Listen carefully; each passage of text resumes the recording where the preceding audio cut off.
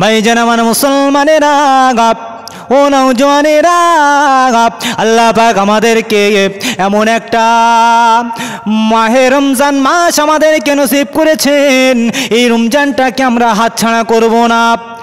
এই রোজার বড় ফজিলত আমি ছোট্ট করে একটা কথা মনে করে দিয়ে যাই।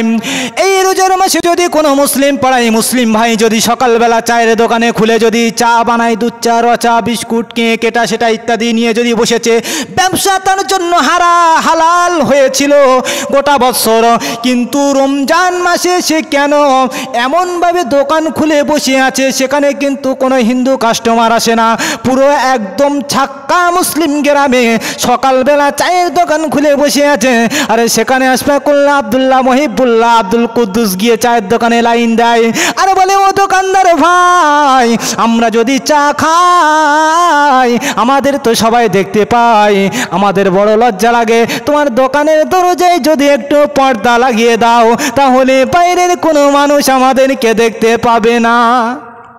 আমার আল্লাহ কানা টানা বলে মনে হয় নাকি ওদের? জি, আমার আল্লাহ কি কানা? ওরা বলে পর্দা লাগিয়ে চা খাবে, দিনের বেলা ডক ডক ডক ডক করে খেয়ে নিচ্ছে। আমি বলতে চাই, এরা যেমনভাবে রোজা না রেখে যেমন সকালবেলা ইফতারি করছে, যেমন এদের গোনা হবে, আমি মনে করি ওই দোকানদার যেমন দিনের বেলাতে চা তৈরি করে মানুষের মুখে দিচ্ছে, ও সেরকম গোনার ভাগিদারি হবে। ভালো করে বোঝার চেষ্টা করুন। আল্লাহ পাক আমাদেরকে একটা বড় নসিব করেছেন, এমন মাস কিন্তু আমরা বছরে একবারে পেয়ে থাকি।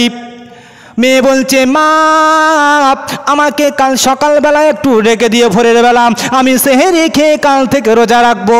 মা এমন গর্ভধারণী জননী, ও আমার কলেজের টুকরি মারে, তোমার রোজা রাখতে হবে না, হবে না, তোমার শরীর খারাপ করবে, তোমার একটা মাস পরে পরীক্ষা আছে।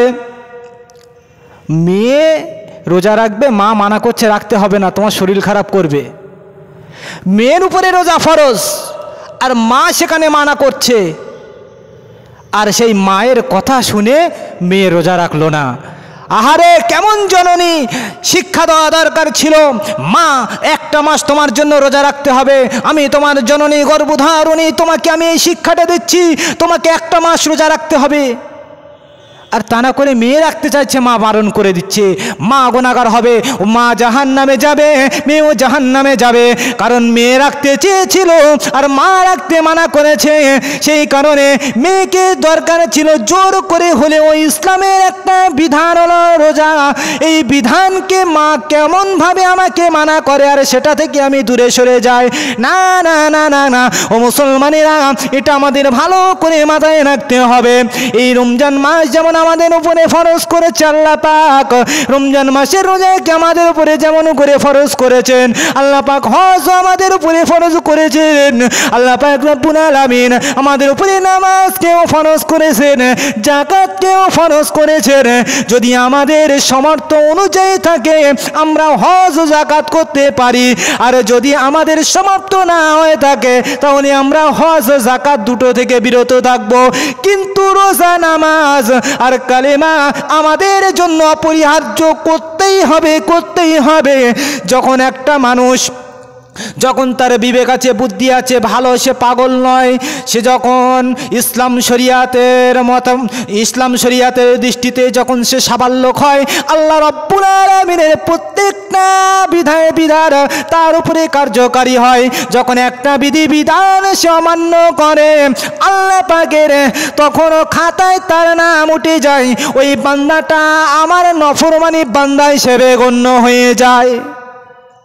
চা খাবে? আর ভাই চা খাওয়া বন্ধ করো, দোকানগুলো বন্ধ করো। আল্লাহর রহমতের মাসে আল্লাহর রহমতকে তোমরা সামনে রেখে এমন ছিনিমিনি করিও না, এমন মাস আবার দ্বিতীয়বার তোমার সামনে আসবে, কেউ কোনো গ্যারান্টি দিতে পারবে না।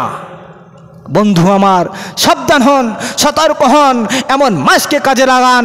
এই মাসে বেশি বেশি করে অরাত্তিল কোরআন তারতিল মানে হলো সহিশুদ্ধভাবে কোরআন পড়ো, তারাবি পড়ো।